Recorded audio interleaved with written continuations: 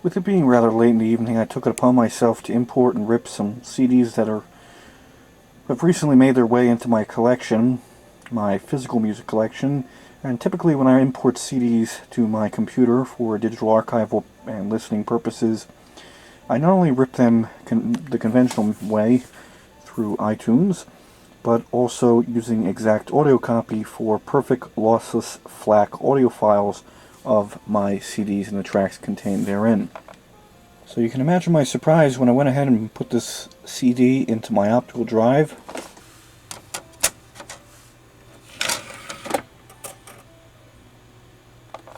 And much to my chagrin, my optical drive wasn't even showing up under my computer. The optical drive was totally gone and this space was blank. After a little bit of head scratching and finally putting two and two together, I realized that this all stemmed from my recent downgrade from iTunes 12 to iTunes 11 and then subsequently iTunes 10.7. For whatever reason, as of yet still unknown to me, I went ahead and took it upon myself to install iTunes 12 over my existing iTunes 10.7 installation.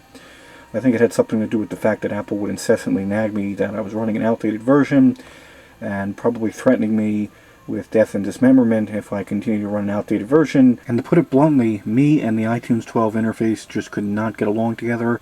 I gave it a good run, a month to a month and a half of me using it to create playlists and manage my music library and things of that nature, but I just could not get along with it at all, nor could I grow accustomed to the superfluous changes that were made over the years from 10.7 all the way till the newest version, whatever it is as of the recording of this video. I think it's 12.0.1 or something to that effect. So then I decided to revert to iTunes 11 for whatever reason. It was suggested by numerous forum posters that iTunes 11 offered a nice trade-off between the conventional, well-loved and well-known layout of iTunes 10.7 and the newer modernity of iTunes 12. However, after installing iTunes 11, well, that was like taking one step forward and two steps back, because in iTunes 11 they decided to remove album artwork when you were sorting your library via the Song tab. You can see this example I pulled up on the Apple support website. This is a screenshot straight from the iTunes 11 interface, and you can see that it just shows your songs listed here. You can sort it again by songs or albums or anything like that, but under the song view, you no longer would be able to view your album artwork. Whereas in iTunes 10.7, such as that which is pictured here, you can see we have our song info, artist, and then here it shows us the album info along with album artwork. And in typical Apple fashion, there was little explanation nor anything approaching an apology for their removal of this very useful, in my not so humble opinion, feature of iTunes.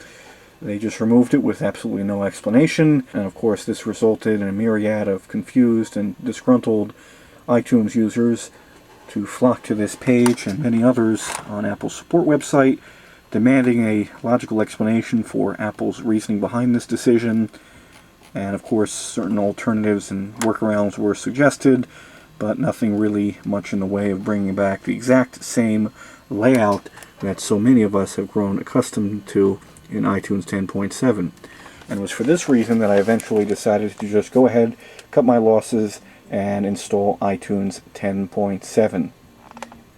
This was not without its own set of issues and challenges, though, as any person who has updated their version of iTunes and subsequently then downgraded to a previous version knows that the iTunes library file, which is responsible for storing your playlists and other various and sundry information pertaining to your music library, this file gets updated every time you update your version of iTunes. And so then if you go ahead and uninstall iTunes, this folder is left intact. Nothing really is removed from it or modified. If you remove iTunes, thankfully, your music is left behind, as is the artwork and anything else.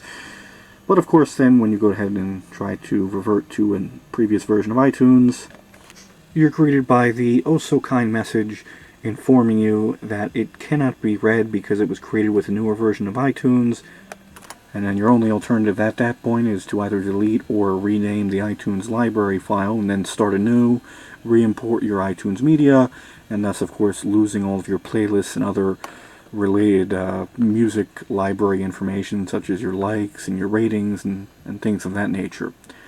But that's besides the point.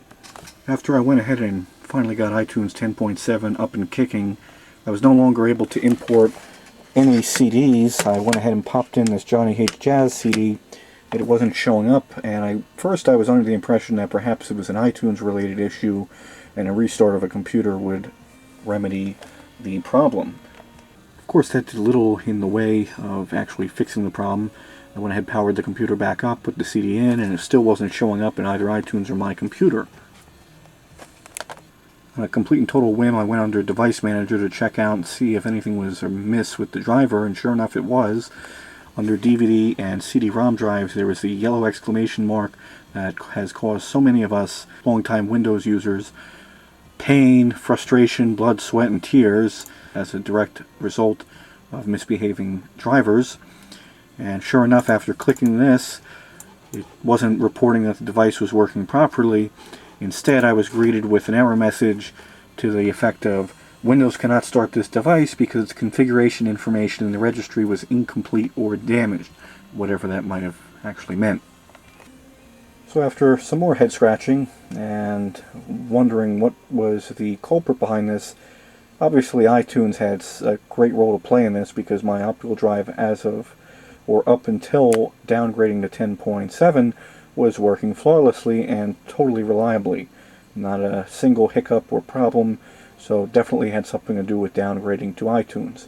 So I found this Microsoft knowledge base article, or whatever they're calling it now. It's on their support website. Lists various and sundry symptoms and then various resolutions, all of which I went ahead and followed through with, such as the first one, which is using Control Panel's Troubleshooter, checking your BIOS settings and chipset drivers, which was totally unnecessary, but I did it anyway to be thorough, because I knew for a fact that nothing was changed in my BIOS or chipset.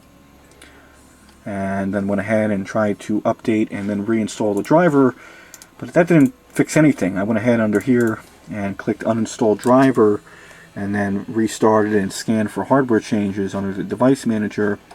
That didn't fix anything. It just kept giving me an error saying that the driver could not be installed, and obviously hit a bit of a stumbling block there.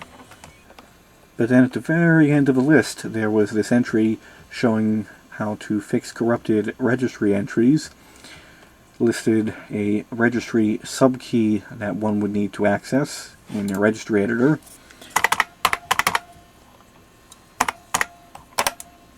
And of course, user account control wants my blessing to open this program. And there were two keys, registry keys, if that's what they're called, that needed to be deleted. For whatever reason, were created and were being problematic in nature. One was called upper filters, and then the other one was titled lower filters, and both of which you were instructed to delete and then restart your computer. And after doing that, I restarted the computer, and sure enough was able to go into my computer, and the audio CD is now accessible. That's not to say that iTunes is in perfect harmony with my computer and its settings. After bringing up iTunes now, I'm greeted by this oh-so-helpful and courteous prompt telling me that the registry settings used by the iTunes drivers for importing and burning CDs and DVDs are missing. And it's instructing me that this can happen as a result of installing other CD burning software. And it's now instructing me to reinstall iTunes yet again. Curiously, if you click OK and ignore that message, iTunes still opens up. And yes, I'm well aware the volume's turned down. And the CD still shows up under iTunes. Can still be played just fine.